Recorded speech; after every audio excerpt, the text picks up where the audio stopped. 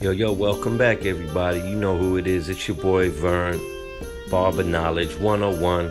And today, I got a special cut for you guys. I'm basically going to show you a NAS fade right here. Again, no guideline.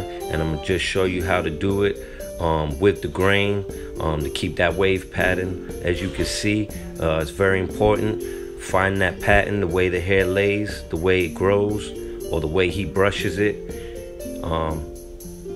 This gentleman hasn't been in my chair for a little while, so his hair is pretty thick right now. So as you can see, I'm just trying to make sure that I find the nice pattern that it lays in an orderly fashion, so that way once I cut through it, it's gonna just fall right in place with my clippers in line with everything the way it's laying down. So as you can see, I'm about to start cutting through it right now, and as you can see, them waves are coming right on through. This guy keeps up with his hair, you know, so his wave pattern's pretty strong, it's pretty deep. But as you can see, I'm combing through just to make sure, because again, if you don't do this and you just go in cutting, you might cut out a big chunk or cut it really lower or against the grain of the way the wave's growing, and it'll cause some unevenness or patchiness. But as you can see, before I cut through it, I'm making sure that I'm combing in the direction that the waves are going before I actually cut through it, to make sure that it's gonna lay nice and them waves are really gonna pop. So as you can see, I'm just going around and around, and you know, even though I'm cutting down the sides, this guy's getting a tight ball fade. Like I said, we're gonna do a somewhat like a NAS type fade right here. And if you've seen the classic NAS fade, Esco, you know what I'm saying, then you will know exactly what I'm talking about. And this cut is very similar to that. So as you can see right now, I'm just going right in and just fading, no guideline. Excuse this video, it's not the best of my videos. So he's not actually centered right in the middle, so you can see everything. But hopefully, you know, it's enough you know, viewpoints that you'll be able to see and get a rough idea basically of what I'm doing. I move my clients a lot in the chair, so I'm constantly turning them. But as you can see, I'm just fading this side here. I will turn him here shortly, you will see. But again, using my comb, no guideline, just going right in and just fading, using my zero, adjusted all the way down to its lowest point on the clipper.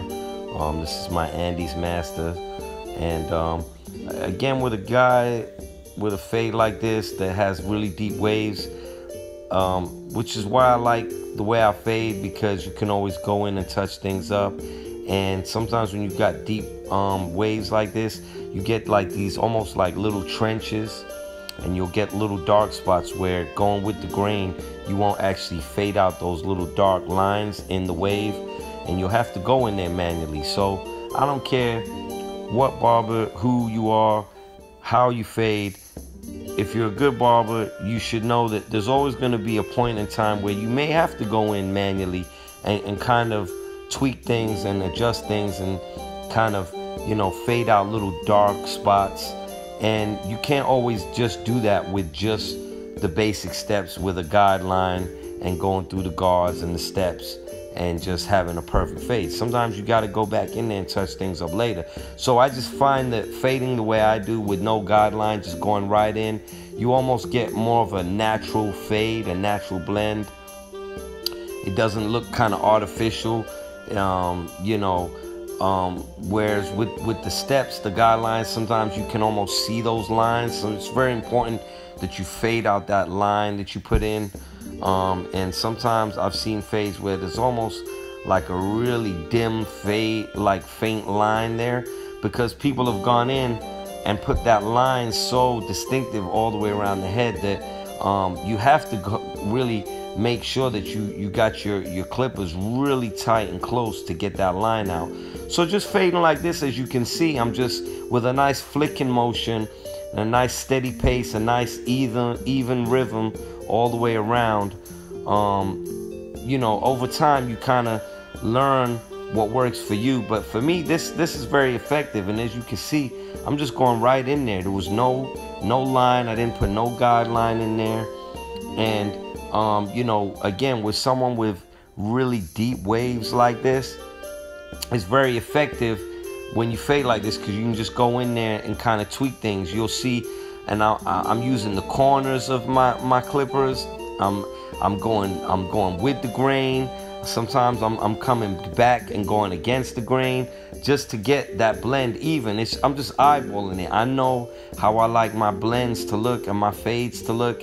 And like I said, I just find that fading like this, freehand and more natural, with a nice flicking motion, you know, you kind of slant your clippers to a certain degree, and you just keep flowing upwards in a nice motion, and you'll find that blend that works for you.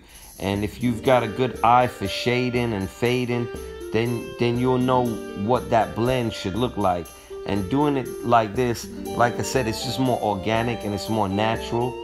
So you know, you won't really see any like imperfections from, you know, trying to just go in these stages. And as you can see, to me, in my opinion, this fade is coming out really good.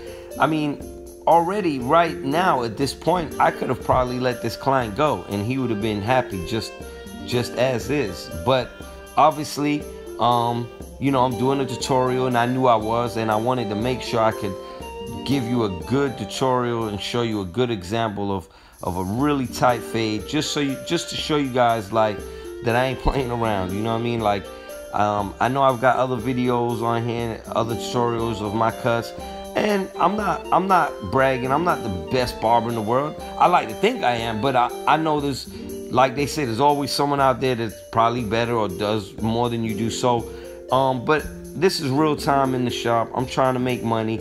I ain't got time to sit here and just go crazy on one haircut, even though I'm doing it for the purpose of these tutorials. But the real purpose is to show you guys how to fade like I do, if it's something that, you know, might interest you in maybe trying a new technique.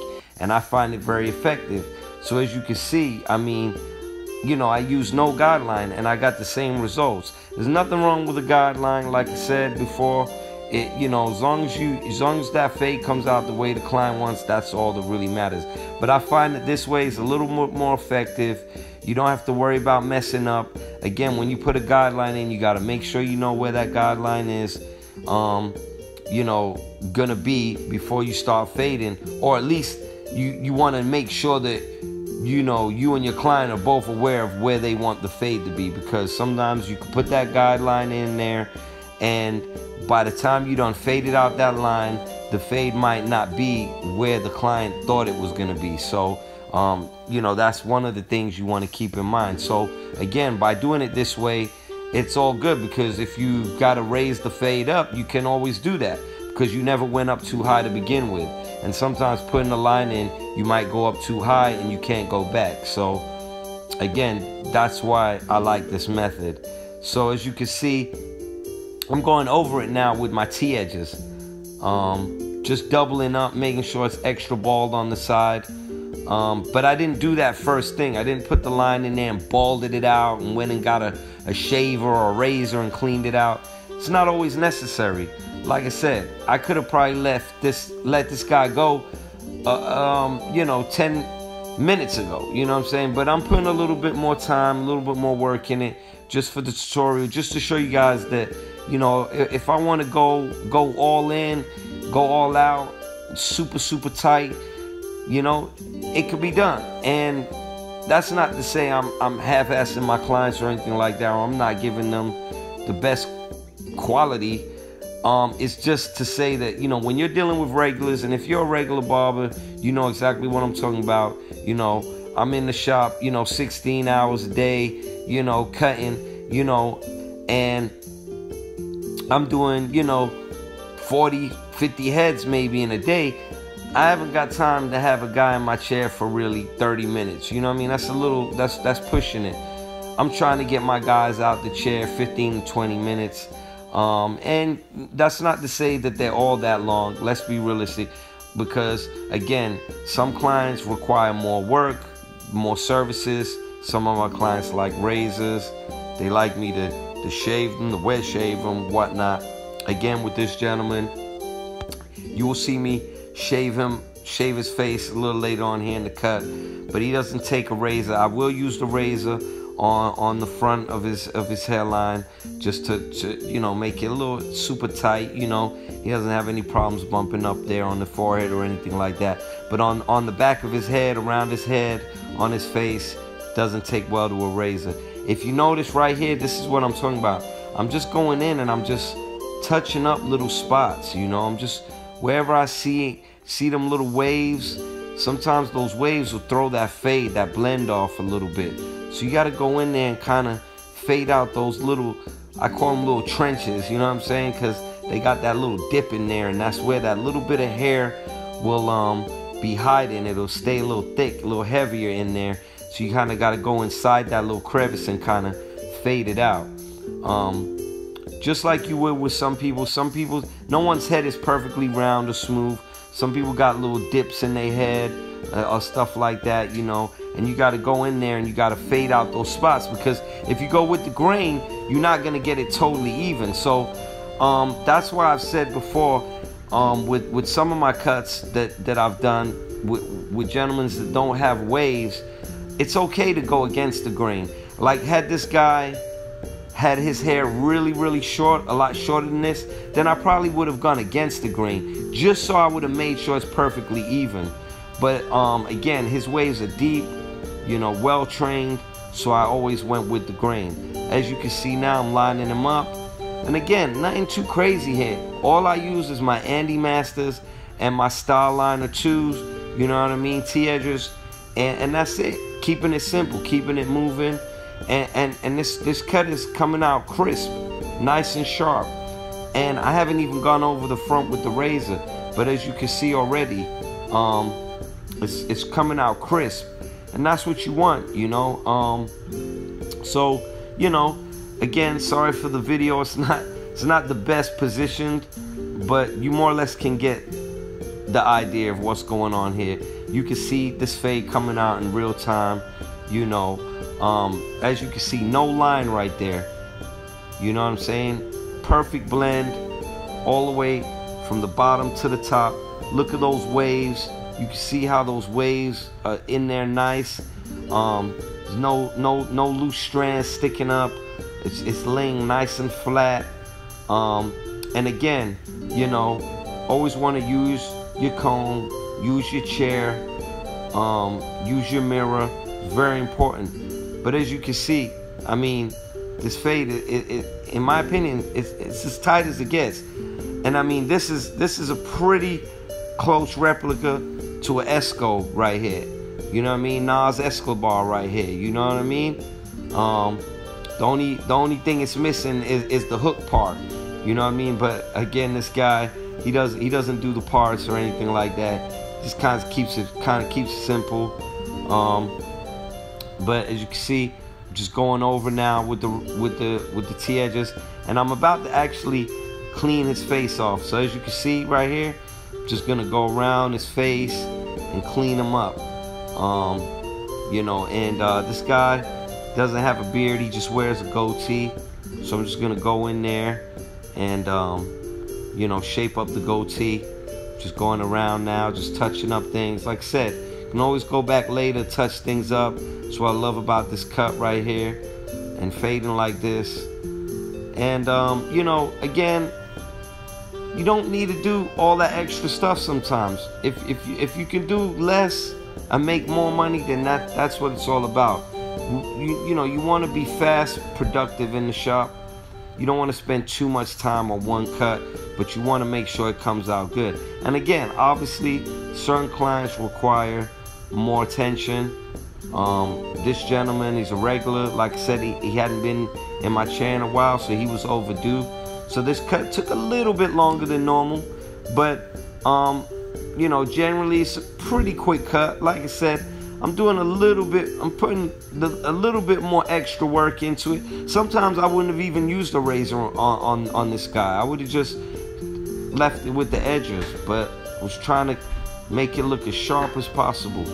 Because obviously I knew I was doing this tutorial, and you know, I wanted to show you the best of my work, or at least some of the best of my work, and that, you know, I can go the extra mile with some of these haircuts. But again, this guy's a regular, and generally I wouldn't normally use the razor on him. So you know, like I said before, I keep my edges really sharp, but not sharp enough to the point where they will cut you. So, you know, basically, a lot of my clients, especially my ethnic clients, you know, some, like I said, don't take well to the razor. So I like to get as close as I can, and this does the job. It's pretty much damn near razor close anyway. And it's good because you still get that close shave, but you don't have to worry about the irritation or the bumps or anything like that. So you can see, you know, this guy, you know, he's getting his goatee. You know, he switches it up from time to time. Sometimes he'll wear a beard or a chin strap, but right now he's just wearing the goatee, you know, and we box it off in the middle with the centerpiece coming down from the middle of the lip there. But as you can see, you know, these T-edges are getting the job done, you know, really clean, and very close, you know, almost like a razor. And again, don't have a problem doing wet shaves, but obviously you charge more for those, and they take a little more time. So if I can do a cut without having to do it, then I'm quite happy with that anyway. And sometimes I'm still getting the same, almost same amount for that client anyway, especially, you know, if your customers, your clients, your regulars appreciate you, you should be getting some decent tips, and my clients take care of me. So you know, so that's better for me because I can save time and still get that same effect and get you out of the chair fast. So, you know, it works, you know. But like you can see, this guy, you know, he's pretty much coming to the end of this cut almost. You know, once I do this shave, he's pretty much done, you know, really. You know, and again, we don't lighten the goatee up too much. I just, you know, graze it, get those stragglers, and but again, like I keep saying, nothing crazy here, you know. I didn't use a whole bunch of different tools or anything like that. You know, no wet shave, limited razor use. Didn't use any shaver on his scalp or razor blade on his scalp. You know, I just used the cutthroat to line up, you know, his forehead there around the fade. But other than that, it was about it, you know. And, you know, some of my gentlemen, you know, they do like to just get the razor maybe like around the goatee or in the inside part of it rather than the whole face. And sometimes that works, you know, because, you know, they're not going to bump up or have any irritation if it's just a like limited use of a razor. But again, this guy's a regular and I didn't really need to do it. I thought about it, but I said, you know what, I'm just gonna go right in and just cut this guy more or less how I normally would. Like I said, I put a little bit more time into it just to you know, give you guys a good idea of what I can do if it comes down to it. But normally I would have probably gotten this guy out the chair a little bit faster than normal, than I'm showing right now. But you know, I just wanted to basically show you, you know, how good you can always kind of keep going, you know. But like I said before, with this kind of fade, and the great thing about it, you know, like I said, fading without no guideline, you know, you just get a more natural, I feel like, blend. It looks more organic.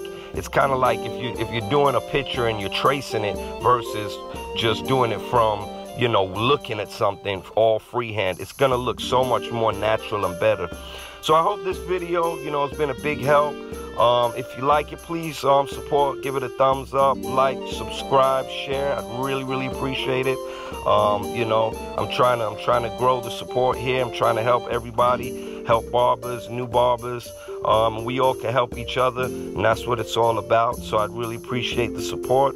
I got more videos coming up, some completely different cuts coming up. So keep a lookout. Stay tuned for some more hot fades, okay? Really appreciate it. Thanks for watching. Thanks for listening. And stay tuned. Enjoy